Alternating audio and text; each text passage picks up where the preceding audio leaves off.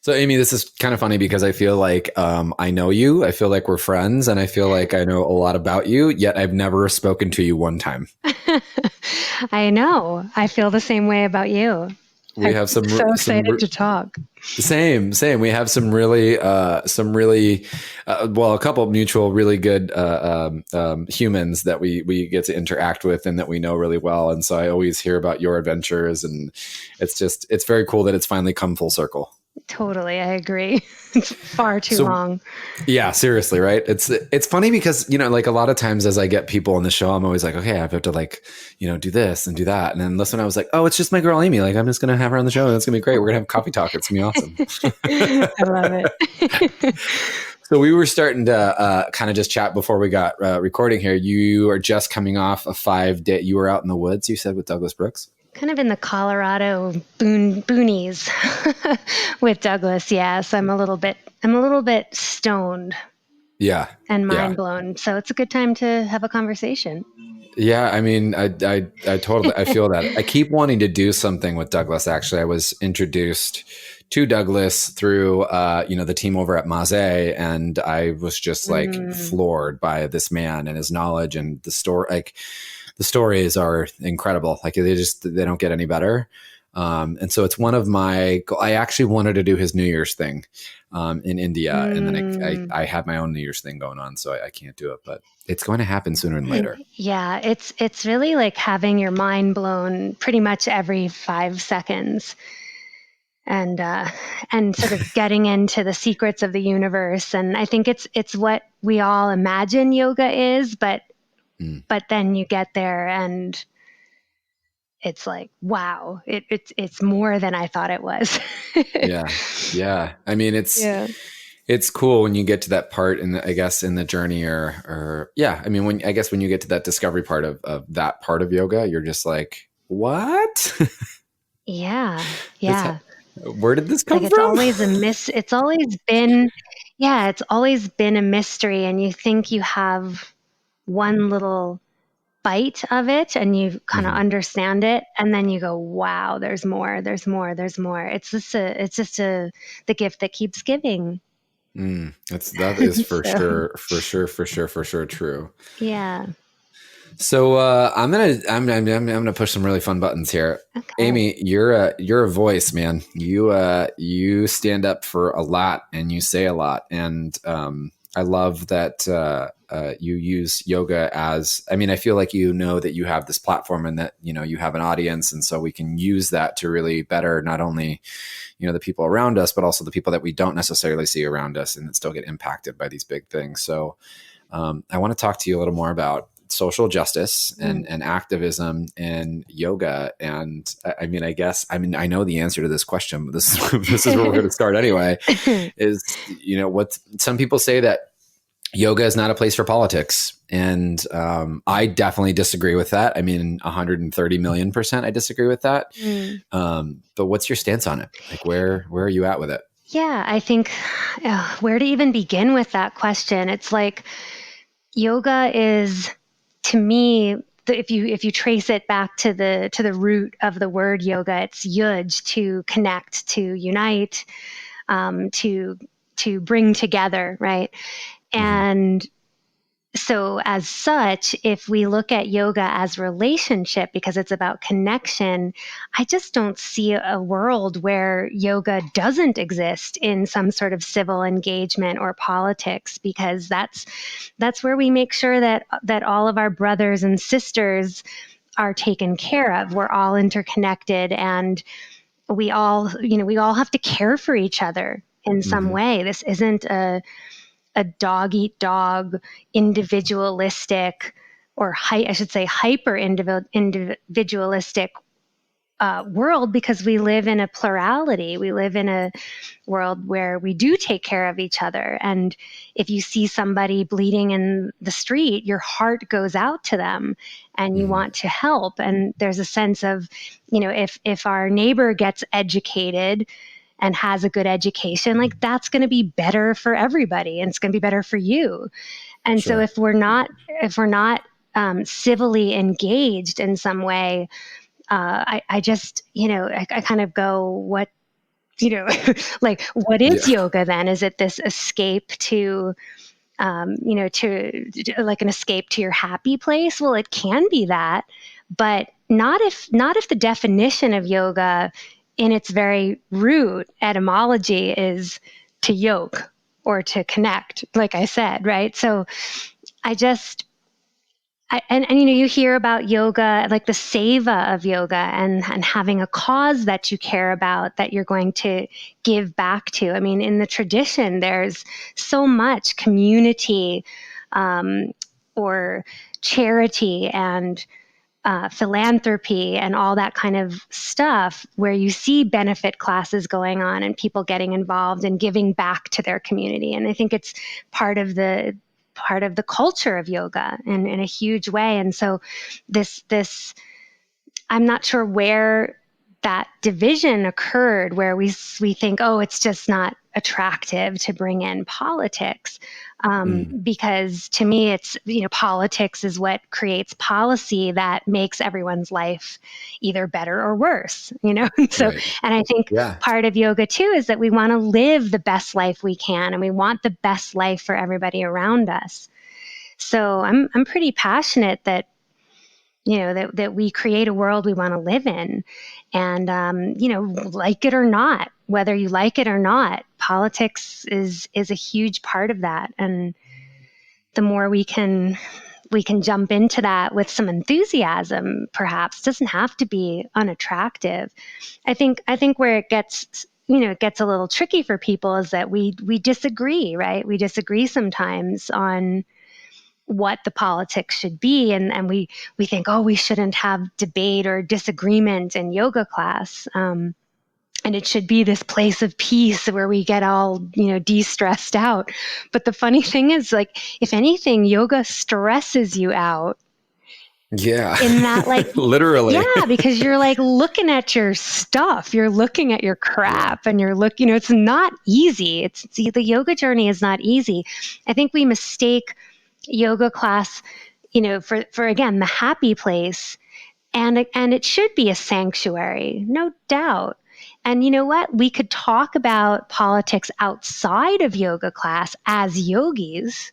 We don't have to sit there and talk about, politics right while we're doing asana. I don't really advocate for that, or pranayama or meditation, but I do think as a community and on our social platforms, we can have the conversation. Yeah, I'm not a big fan of, let's be thinking about politics while we're in down dog. Inhale your right yeah, leg high and think about your voting choices right, tomorrow. Exactly.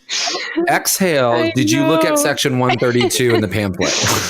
Right? I mean, it's just like, yeah, like we don't have to do that. But I think that as a community, we can be talking about this stuff and making sure that everyone's getting out the vote, and we're registering every single person we know to help in the collective journey to elect people that have our interests in mind and have our values in mind, the same values that we have.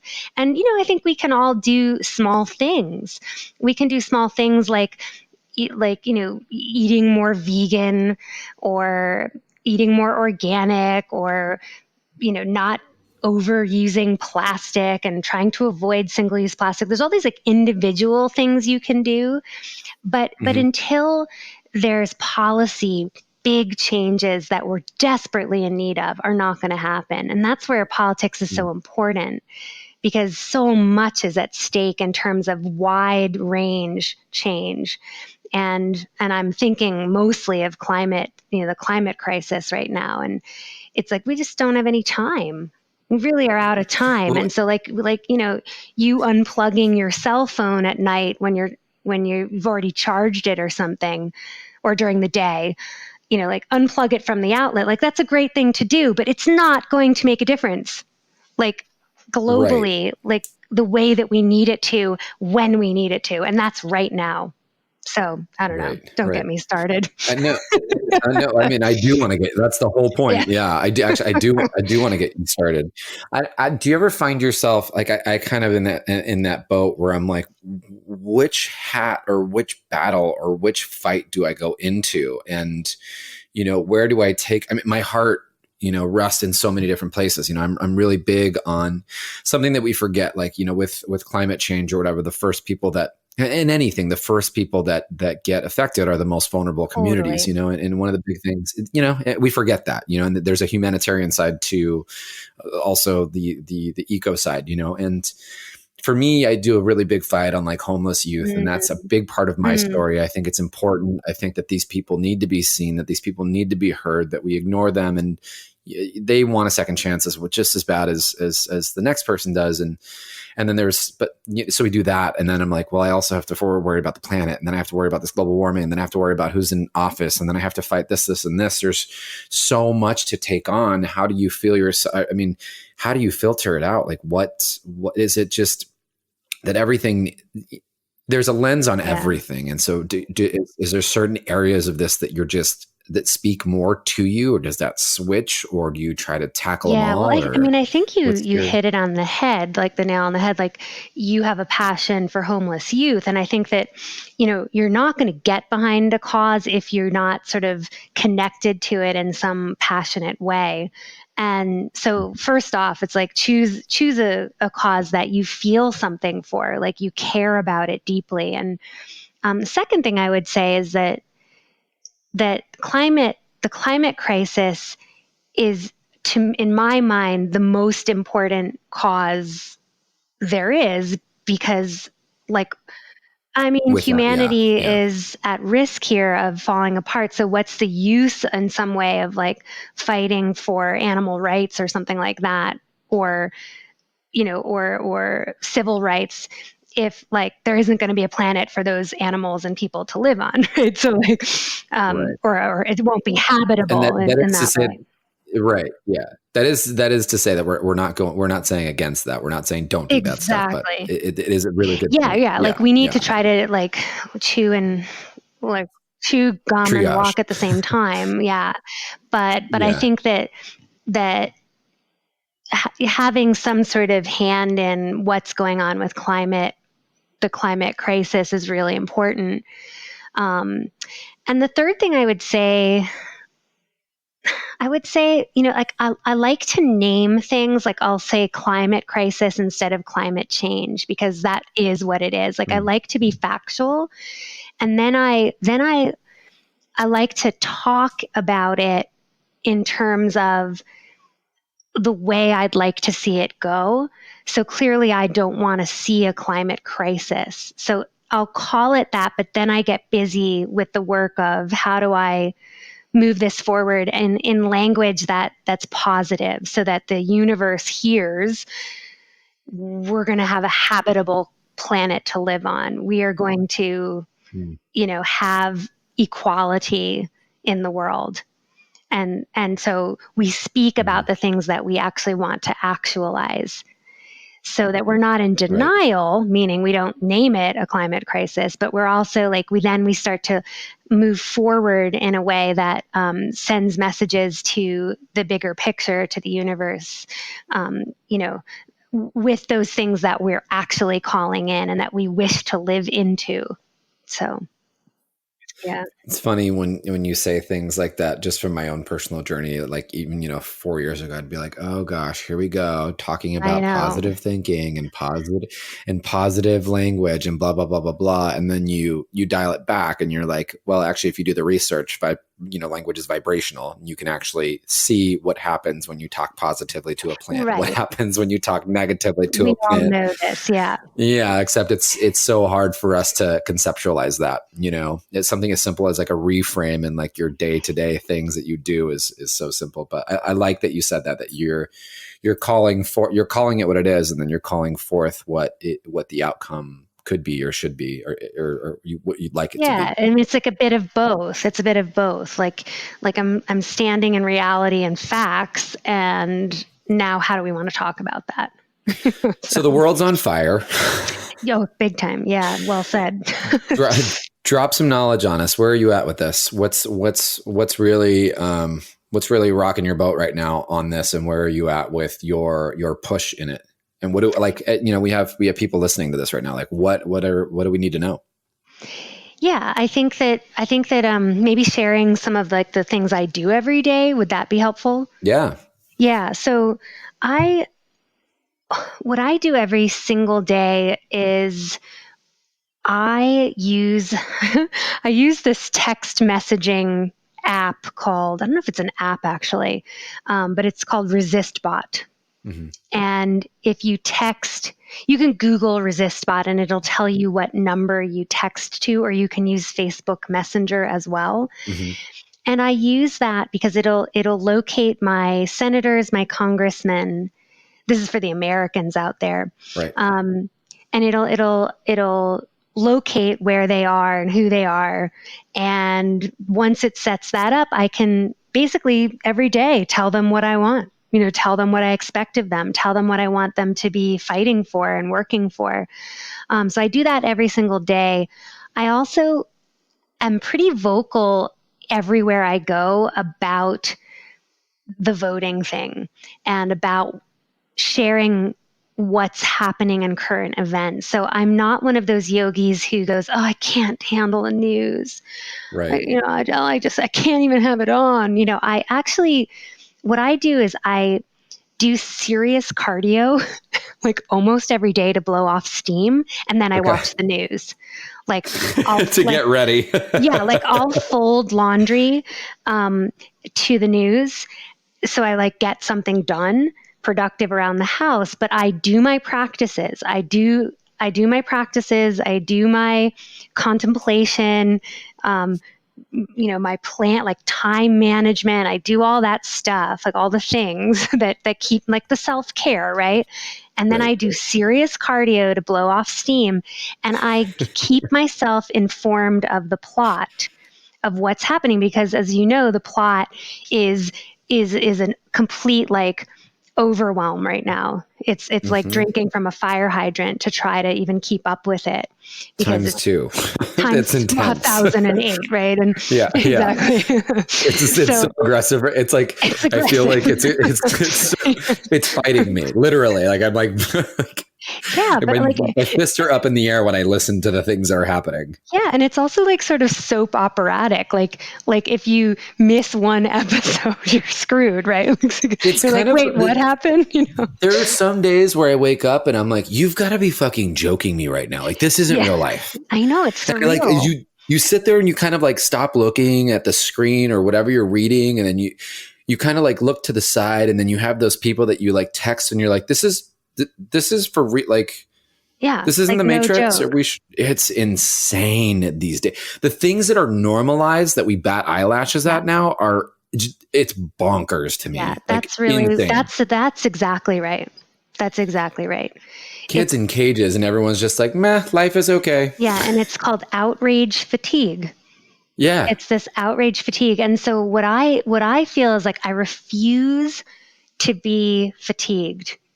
And if I am, I will unplug. Like I unplugged for 5 days, and I maybe listened to one podcast to kind of like catch me up. And now I'm back at it, right? So right. I'm not saying like have it on constantly, but have it on enough that you're informed, but you also are balancing that with self-care and whatever you need to do to blow off steam so you can handle it. You can handle the despair and the outrage. But just an aside to what you were saying, and for those of us that are having the conversation like, well, I just can't handle it right now. I don't want to be informed. Like, let's check that at the door immediately, because that just goes to show that you are in a bracket or a bucket where you don't even get affected. You don't even get affected by this stuff. So it should be your problem that you are bringing this into your community and that you are having this conversation. Because if you're not having this conversation, you're perpetuating the problem. That's exactly right. And I was about to say the same thing. Exactly. Yeah, it's like there are people in this world right now who have no choice but to keep informed, because they could literally die. And I think we need to walking on the street. Yeah, we need to take that in, let that soak in, that we are actually, like, I'll speak for myself. I'm in a position to totally check out. Like I'm all right, Yeah. And in fact, I'm even in a generation that could check out, because I've lived a damn good life already. I've lived a really long, good life already. But I know that there are kids graduating from college right now who are facing a really uncertain future. And that scares me and it concerns me. And it's something that I think none of us have ever had to face. That there may not be a future for a certain generation if we do not act right now. So even I'm speaking from a privileged generation. For sure. Let that sit, let that sink in. So I feel like, I don't, because I love people so much and I care about our future generation and I care about every kind of person that lives on this planet, I don't rest. I don't stop staying connected to what's going on. And yes, I can take breaks and, I can do that, but I just don't feel like we have that luxury. Look, no one on the planet really has that luxury if you look at climate crisis, but there's people who don't have a luxury, like you said, walking down the street. And when the climate really gets bad, which it's already really bad, the first people to suffer are going to be those who are marginalized and less fortunate. So, right. Yeah, we just, to check out right now is just, I don't know, I'm not into it. It's yeah. I'm just not into it. It's not your thing right now. It's not me. It's funny. I try, like there are so many things that I really wish I had. I really wish I had 5 more Dannys. Yeah. Yeah. One to run the podcast, one to teach the yoga classes, one to do all the other things, Mm-hmm. one to be human, and then the other one to just run off and start to, I mean, I hate to say grab people and shake them, but grab people and shake consensually, grab people and shake Yeah. them Yeah. and say, Yeah. wake the fuck up. Yeah. And you know what? Like if you're trying to put food on the table, like go put your food on the Yeah. table. But if you have the means and even just the capacity to wake up 5 minutes earlier, each day, or Yeah. even an hour earlier, to put some effort into helping our planet and helping people who are really scared right now. Please do it. It's hard for me personally, like when I try to pick the millions of different things and just I want to say it was actually with one of our friends, and I was having this conversation about like I have my big charity event that's coming up at the end of September, and it's a big thing, and then I had a conversation that was like, but now I'm kind of feeling like if I don't stop the world from literally being on fire, this is my favorite saying, is the world's on fire. It is. And have you seen that internet meme with the little dog, the cartoon, he's sitting at the table drinking a cup of coffee and the house is on fire, and all it says is, "This is fine." Yeah. Yeah. I have seen that. Totally. That's totally what it feels like right now. Yeah. Denial But I is kind of feel definitely like not a good response. it is not. Denial is not a river in Egypt, my friends. Mm-hmm. I kind of feel like I'm almost like, I need to shift my perspective a little bit, or shift my goals, even though I'm super passionate about this thing. But if we don't have a place to live, I won't have a place for these people to go or to take. Right. It's so hard. Yeah, we're in quite a time. Where do we start? What do we do? So I was going over like sort of the action items, but like, yeah. So getting up every morning and writing to my senators, it's a quick text message, actually. It's really, really easy. And all you have to do is think of something you want them to do, and then you text it out. And another thing I do is I stay pretty informed with various podcasts. So some of those are replays of some of the cable news, like on MSNBC. So that's how I sort of stay informed. And that often jogs my memory of what I want to write when I used ResistBot. Another thing I do is I read books on the topics. Like one of the books I really recommend if you're white is a book called White Fragility. That is a good book. It really blew my mind right open on like how I can be a better ally, and how racism is internalized within me to the point where I can now say I am racist because I was raised in a racist culture. And so to deny that is kind of like, why would I be fragile about that when it's reality, right? So that that just is so important, especially if you're white or you pass for white or anything like that. I would definitely check that book out, and it's just a great way to be a better ally to people of color who are really struggling right now, and who are really in this journey to change the world, and have always been in this journey to change the world and have been leading the way.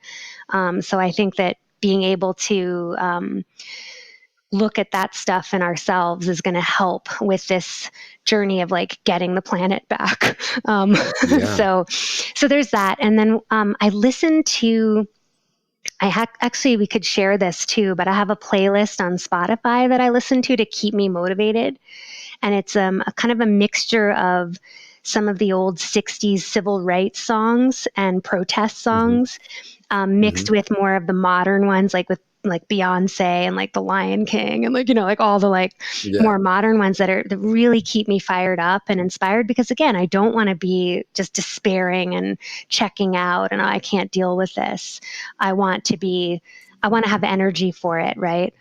Yeah, for sure. The self-care, as I mentioned, is huge. The cardio is huge. If there's a protest near you, go to it, meet other organizers and people in your area. That's going to help when we have elections.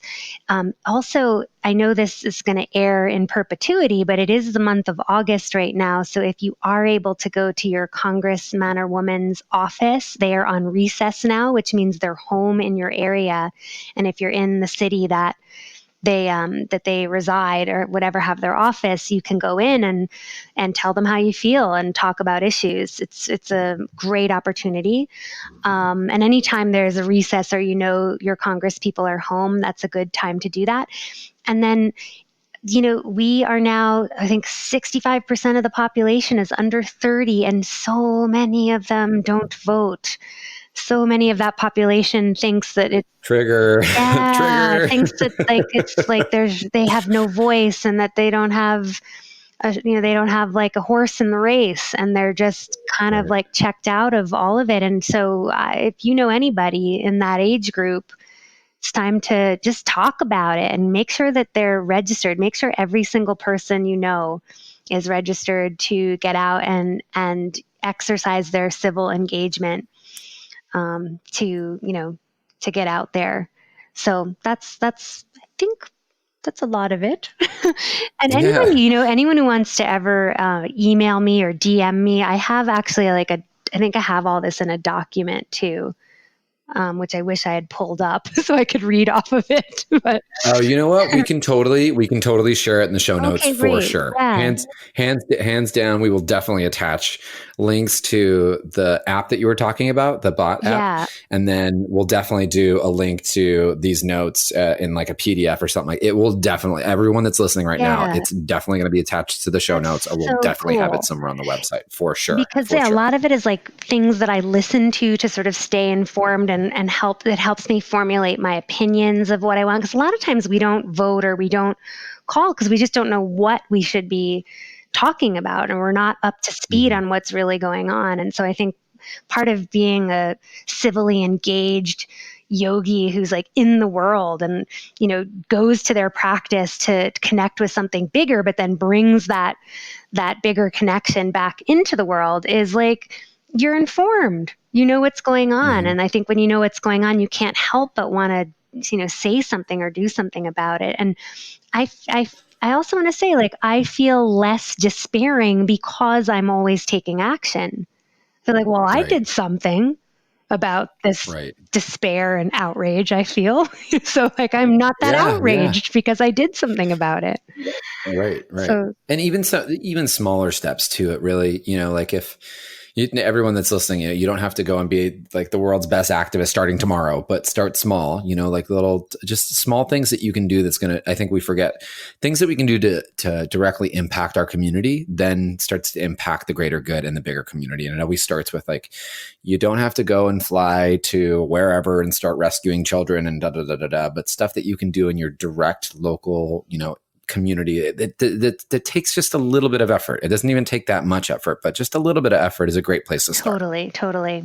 And I think that we can share on social media too. I mean, we have that as a platform now. All of us has a way of amplifying our own thoughts and values and messages. And I think also one thing that would be so beautiful is if we could normalize politics a little bit in the yoga world instead of it being this taboo thing, that we could have more conversations like we're having right now. Like, I'm so thankful that you asked, because I wish that it just was like it was cool, I mean, I just feel like, listen, there's so many, there's so much stuff out there, and I could jump on a podcast and talk about, well, Amy, what are your 5-minute ab recipes or whatever, but that's not really going to help anybody. Yeah. I'd rather, same, I'm on the same boat. I'd rather have the bigger conversation, or the conversation that people don't want to have because it's not normalized, and it should be normalized. Yeah.